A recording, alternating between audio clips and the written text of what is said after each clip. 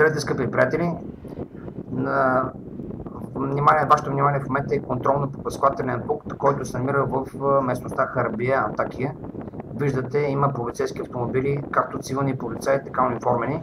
Тук в ляво виждате един черен автомобил, който е на специалните турски части, които осъществяват безпрепятственото прибиране на ранени бойци от Ал-Кайда и техните групировки с линейки от границата до болницата в Антакия.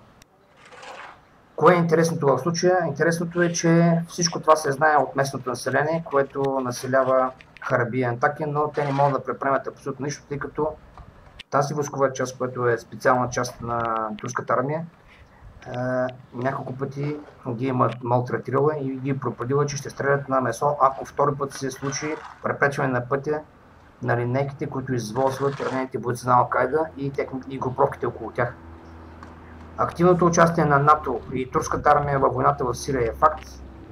Там се избива, от двата границите се избива християнско население, предимно арменци и шиити. И това не става без активното участие на НАТО и турската армия. След малко вие ще видите един камион, който е зърновоз.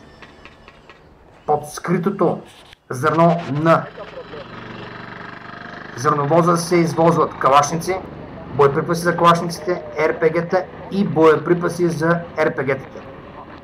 Местното население знае, че това се осъществява с дейното участие на МИТ, секретната разузнавателна служба на турската държава, която активно участва в снабдяването на групировките на Ал-Кайда с оръжие и боеприпаси.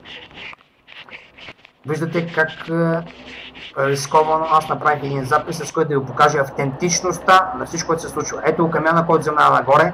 С такъв тип камиони се извозва оръжието и боеприпасите към групировката Ал-Кайда.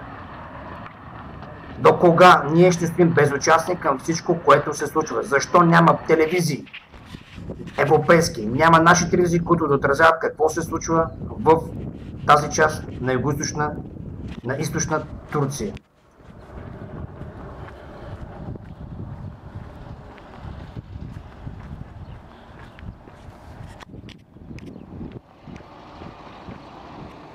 И при малко минах покрай поста, който е точно за пътя за сирийската граница, който се охранява от специални части.